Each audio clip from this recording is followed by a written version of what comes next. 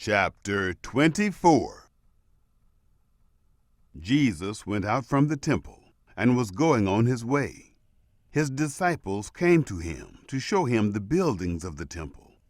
But he answered them, "You see all of these things, don't you? Most certainly I tell you, there will not be left here one stone on another that will not be thrown down." As he sat on the Mount of Olives, the disciples came to him privately, saying, "Tell us, when will these things be? What is the sign of your coming and of the end of the age?" Jesus answered them, "Be careful that no one leads you astray.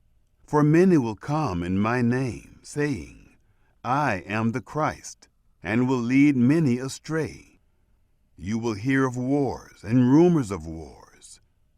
See that you aren't troubled, for all this must happen, but the end is not yet. For nation will rise against nation, and kingdom against kingdom. And there will be famines, plagues, and earthquakes in various places. But all these things are the beginning of birth pains. Then they will deliver you up to oppression, and will kill you. You will be hated by all of the nations for my name's sake. Then many will stumble, and will deliver up one another, and will hate one another. Many false prophets will arise, and will lead many astray. Because iniquity will be multiplied, the love of many will grow cold. But he who endures to the end will be saved. This good news of the kingdom will be preached in the whole world for a testimony to all the nations, and then the end will come. When, therefore, you see the abomination of desolation, which was spoken of through Daniel the prophet, standing in the holy place, let the reader understand. Then let those who are in Judea flee to the mountains. Let him who is on the housetop not go down to take out the things that are in his house. Let him who is in the field not return back to get his clothes. But woe to those who are with child and to nursing mothers in those days.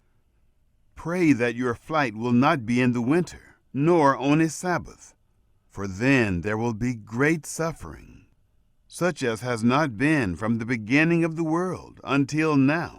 No, nor ever will be. Unless those days had been shortened, no flesh would have been saved. But for the sake of the chosen ones, those days will be shortened. Then, if any man tells you, 'Behold, here is the Christ,' or 'There,' don't believe it.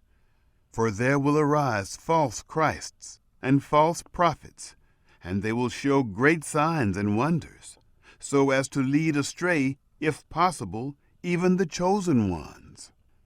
Behold, I have told you beforehand. If therefore they tell you, 'Behold, he is in the wilderness,' don't go out. Or, 'Behold, he is in the inner rooms,' don't believe it. For as the lightning flashes from the east, and is seen even to the west, so will the coming of the Son of Man be. For wherever the carcass is, that is where the vultures gather together. But immediately after the suffering of those days, the sun will be darkened, the moon will not give its light, the stars will fall from the sky, and the powers of the heavens will be shaken. And then the sign of the Son of Man will appear in the sky. Then all the tribes of the earth will mourn, and they will see the Son of Man coming on the clouds of the sky with power and great glory. He will send out his angels with a great sound of a trumpet, and they will gather together his chosen ones from the four winds, from one end of the sky to the other. Now, from the fig tree, learn this parable. When its branch has now become tender and produces its leaves, you know that the summer is near.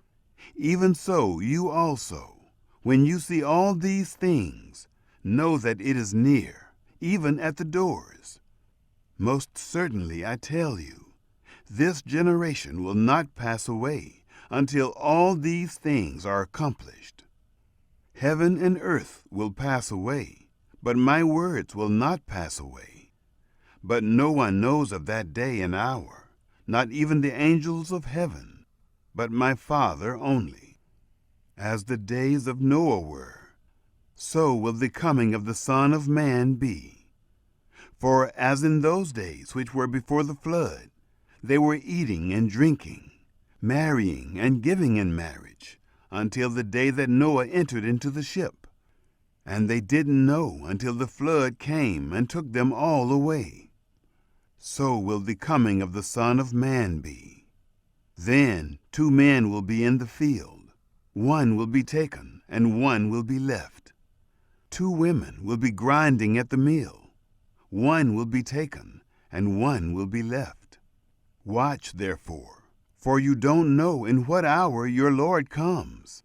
But know this, that if the master of the house had known in what watch of the night the thief was coming, he would have watched, and would not have allowed his house to be broken into.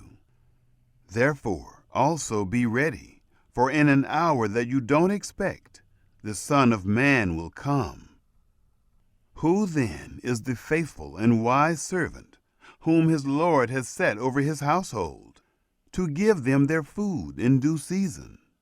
Blessed is that servant whom his Lord finds doing so when he comes.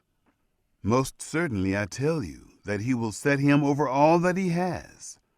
But if that evil servant should say in his heart, My Lord is delaying his coming, and begins to beat his fellow servants, and eat and drink with the drunkards, the Lord of that servant will come in a day when he doesn't expect it, and in an hour when he doesn't know it, and will cut him in pieces, and appoint his portion with the hypocrites. That is where the weeping and grinding of teeth will be.